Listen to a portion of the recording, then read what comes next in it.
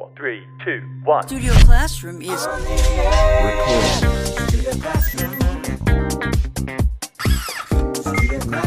Please stand by.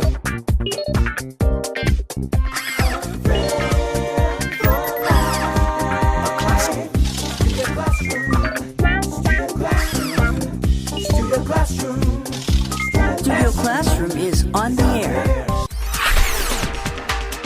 Hello and welcome to Studio Classroom on the air. I believe your English will improve today. Do you believe it? Well, my name is Gabe. Now, would you be interested in moving to live in another country? Which country and why? You know, every country has problems. Nobody is perfect, so no country is perfect. Well, the name of today's lesson is Floating Cities, Humanity's Next Frontier.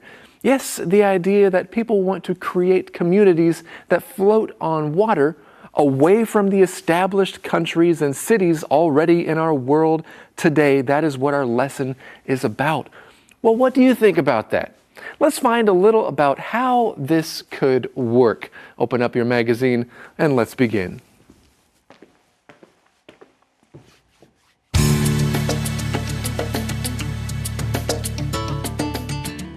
Floating cities, humanity's next frontier.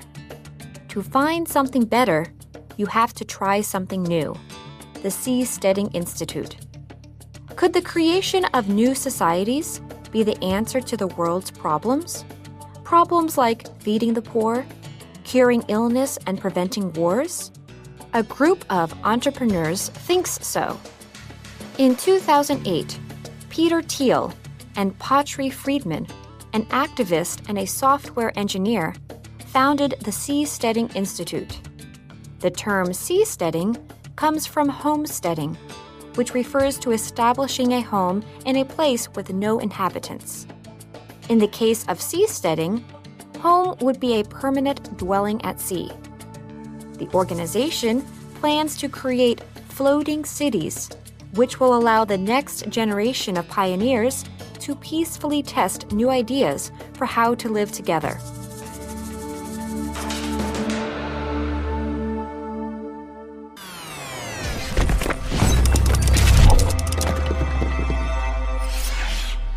Hi everyone, welcome to Language Lab. 这篇文章的第一个重点，我们看 entrepreneur 这个名词。EUR 这个字尾是指人，所以 entrepreneur 是指企业家或创业家。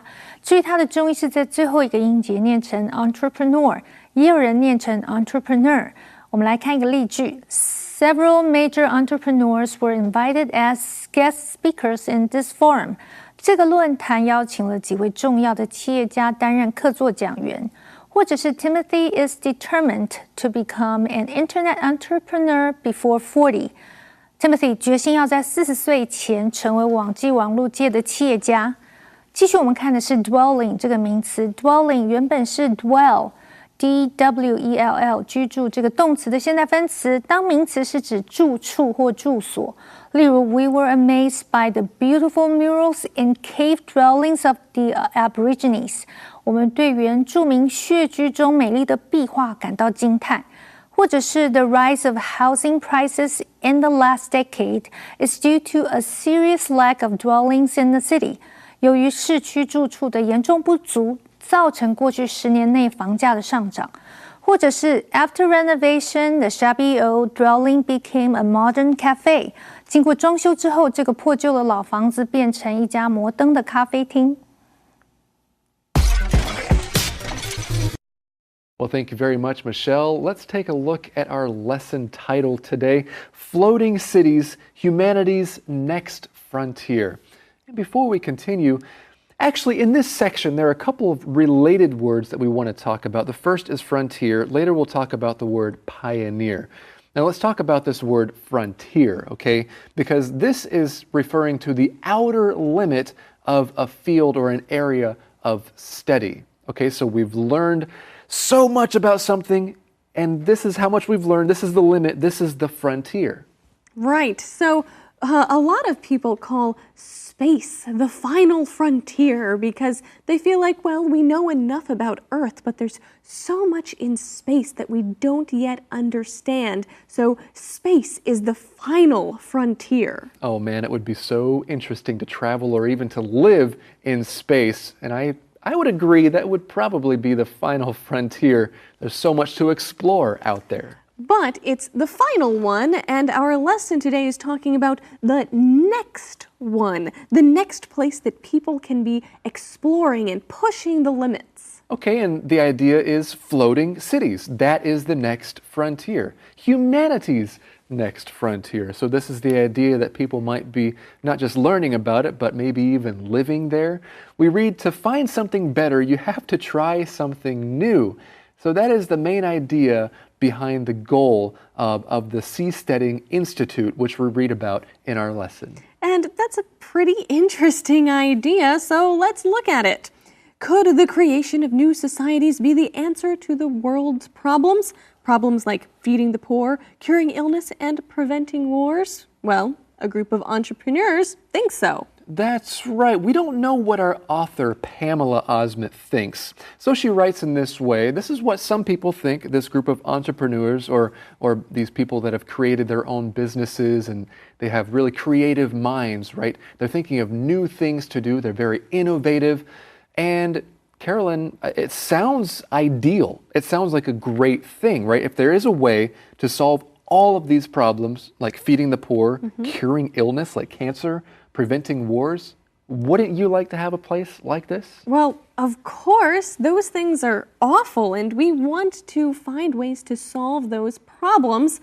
And people are trying to come up with many different ways to solve them, and one idea comes from the Seasteading Institute to build floating cities, a very interesting and kind of different idea. That's right. It's something that I had never thought about. It never occurred to me before.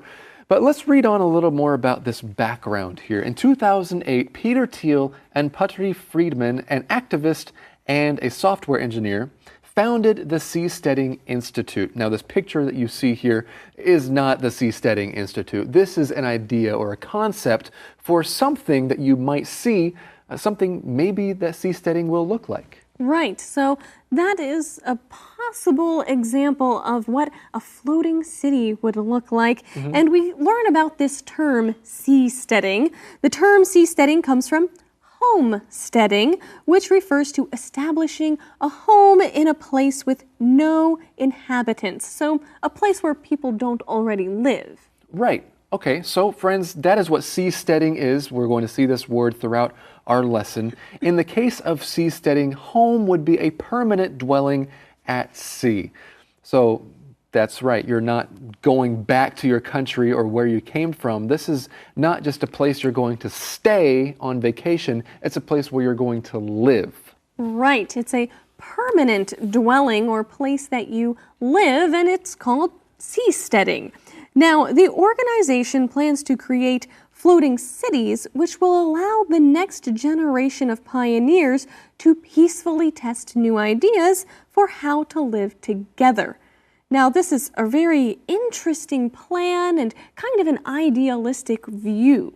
Right. Well, let's take a look at a couple of things in this sentence. The first one is the next generation of something. Okay, when people talk about the next generation, what comes to my mind is younger people. Okay, so the generation of younger people who are going to do something in the future. They're going to advance a certain field or an area of life in some way. The next generation of people will do that. Well, you know, teachers are always training and educating the next generation of leaders. People who are children today will be leaders after several years. That's right. And perhaps they might be pioneers. Now, that's another word we see in this sentence. A pioneer is someone who is going to do something for the first time. Maybe they're exploring an area that nobody's explored before. Well, they are pioneers. For example, if someone is doing medical research into an area that doesn't have a lot of research already, you could describe that person as being a medical pioneer. So we often put a word in front of pioneer to describe what type of pioneer the person is. Well, seasteading sounds interesting. I'm sure there are a lot of pioneers involved in this. But speaking of the sea, have you ever sailed the 7 seas, Carolyn? Ooh, I think that we should learn more about that phrase in the info cloud.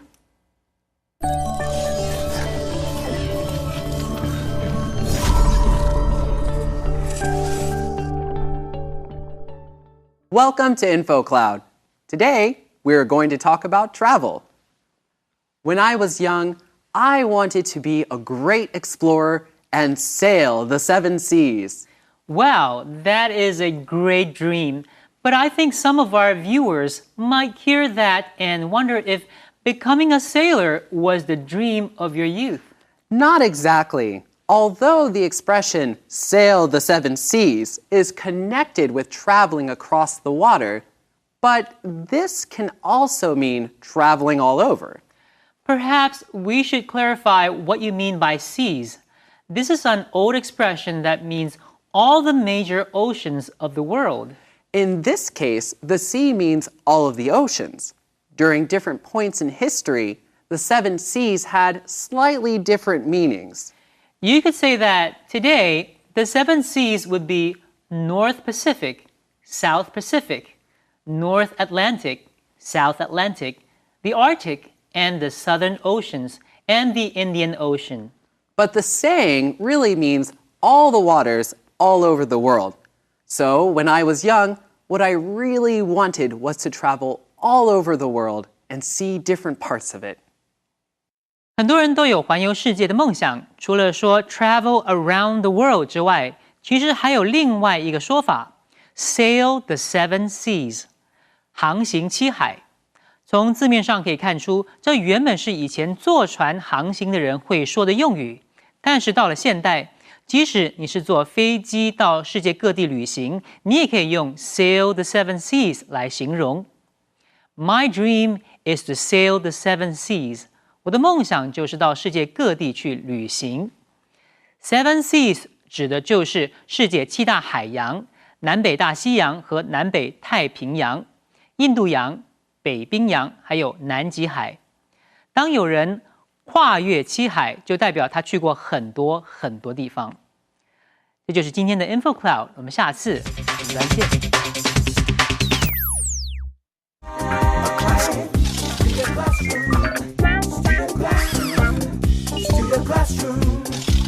Studio Classroom is on the air.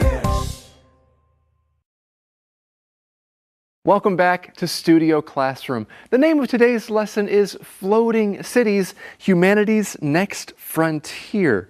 Is that really humanity's next frontier? Will we all be living out in the middle of the ocean somewhere, seasteading?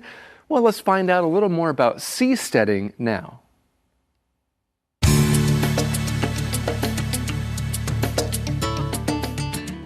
Floating cities, humanity's next frontier. Supporters of the project believe government regulations make today's experimentation tediously slow and often impossible. For that reason, they originally planned to build in the ocean's international waters, which are located 200 miles from any coastline. At that distance, a floating city would fall outside the jurisdiction of any particular government, and the seasteading communities could establish their own rules. Those at the Seasteading Institute believe freedom from strict government control would speed up drug testing, food production, environmental advances, and more. To date, over 1,000 people have donated to the Seasteading Institute, and hundreds more have shared their expertise.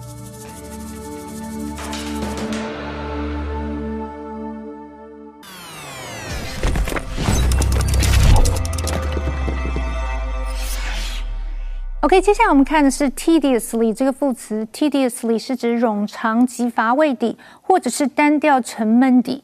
例如 The boring lecture tediously dragged on for almost 3 hours.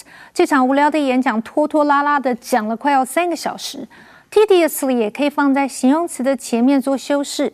例如 The process of applying for the refund is tediously long that you want to give up. 申请还款的过程冗长到你想要放弃。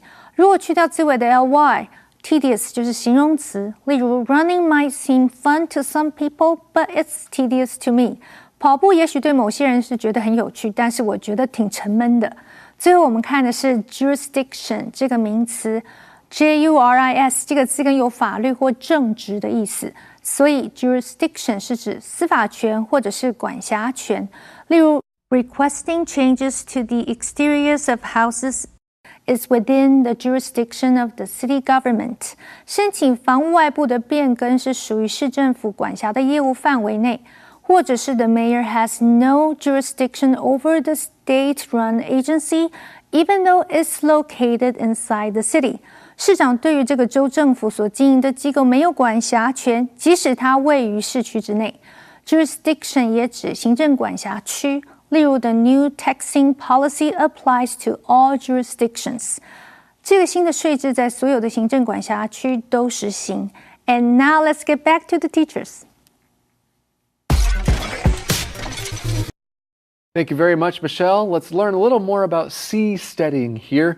Supporters of the project believe government regulations, that is, government rules and laws and things like that, make today's experimentation tediously slow and often impossible. And I like the use of that word tediously slow. Okay, it's not just slow, it's really slow, and it's kind of a pain to think about.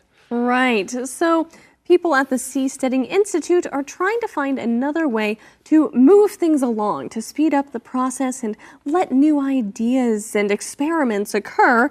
And for that reason, they originally planned to build in the ocean's international waters, which are located 200 miles from any coastline. Now, if you build in international waters, that means that you aren't going to be governed by any government's or country's rules. That's the idea. But friends, you see that word waters here in our lesson. And usually, well, I know a lot of people, when they learn the word water, they learn it as an uncountable or non-countable noun, right? I'm going to drink water. I had a lot of water today. But you see it today in our lesson with an S.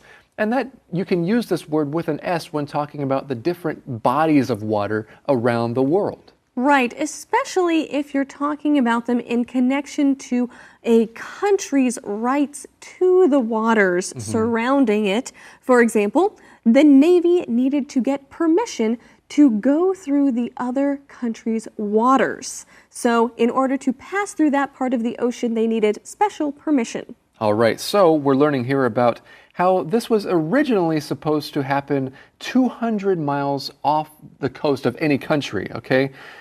At that distance, a floating city would fall outside the jurisdiction of any particular government. Now, that word jurisdiction is kind of related to that phrase earlier, the government's regulations, right? So the jurisdiction is when the government can control, or what the government can control and have an influence on. Right, and that sentence continues, and the seasteading communities could establish their own rules. So they're trying to kind of make their own country. That's right. So this is an interesting idea. It sounds ideal, I guess good in some ways. Those at the Seasteading Institute believe freedom from strict government control would speed up drug testing, food production, environmental advances, and more. So again, it sounds like a great idea, I guess in theory, but we'll see what actually happens with this. However, we want to take a look at a phrase here and mention another one, okay? The phrase in our lesson is speed up. So freedom from government control would speed up a process. That means you're making it go faster. Of course, the opposite is to slow down, to make something go slower. Exactly. So maybe you need to produce more things so you can speed up production. But after you speed things up, you realize, oh, there are too many mistakes. Let's slow things down. Those are some great examples. Think of some other ways you could use the phrases speed up and slow down. I know some people think that we should slow down the speed at which we speak here at Studio Classroom. Others think that we should speed up. So we try to find a balance. Well, let's go to the last paragraph here. To date, over 1,000 people have donated to the Seasteading Institute, and hundreds more have shared their expertise. That phrase, to date, means until now, until this date. Right, so let's say you're producing computers. From our previous example, you could say that to date we have sold 2,000 computers. All right, we have sold 2,000 computers up till now. We will sell more in the future, but that is how much we've sold to date. Well, something that we enjoy here at Studio Classroom is a good challenge. It is time for today's SC Challenge.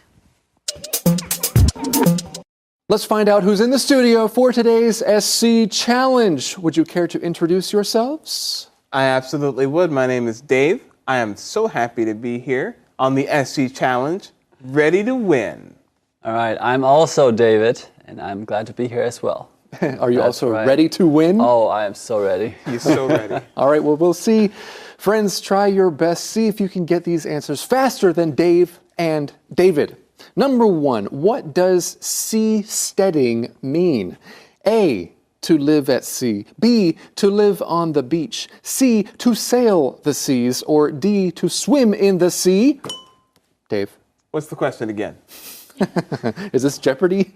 I think it means to live on the sea. To live at sea? To Dave, live at sea. you are correct. Yes. Yes, that is A, to live at sea. That is seasteading. Okay, number 2, what organization is trying to make seasteading a reality? A, the Seasteading Foundation. B, the Seasteading Institute. C, the future of seasteading. Or D, all of the above. Do we have a guess or an educated guess? Dave? I have an educated guess. Yes. The Seasteading Foundation. Seasteading Foundation is wrong. Oh! Very good guess, though. It's actually very similar to the correct answer. The other options are the Seasteading Institute, the future of seasteading, or all of the above. All right, I'm going to say B, Seasteading Institute. You are correct. Oh, nicely done. The Seasteading Institute plans to create floating cities. Okay, here's game point. 1-1. Number 3, how far are international waters from a country's coastline? A, 25 miles, B, 50 miles, C, 100 miles, or D, 200 miles? Dave? 50 miles. 50 miles? Man, countries have a little more room than that. A little more room? A little more room than that. All right, I'm going to say C, 100 miles. 100 miles? Actually, no? Oh, come on. Dave, here's your last... 200 miles. It has to be 200 miles. Yeah. You are correct. Nice. Dave is the winner for today's SC Challenge. Nice job, you guys. Thank you very much. And friends, that's all the time we have for the SC Challenge. Well, friends, what is your favorite word or phrase from today's lesson? I really love the idea of exploring something new, something that nobody else has done before. That's the idea of pioneering, right? And this idea of living on floating cities is kind of cool. It's very interesting. I'm not exactly sure how it would work out, but would you like to live or stay somewhere like this, friends? Floating cities, humanity's next frontier. We have more to learn about this next time, right here on Studio Classroom. See you then. A friend endures at all times. A good friend lasts a lifetime. I am so proud to have you in my life. A good friend lasts a lifetime.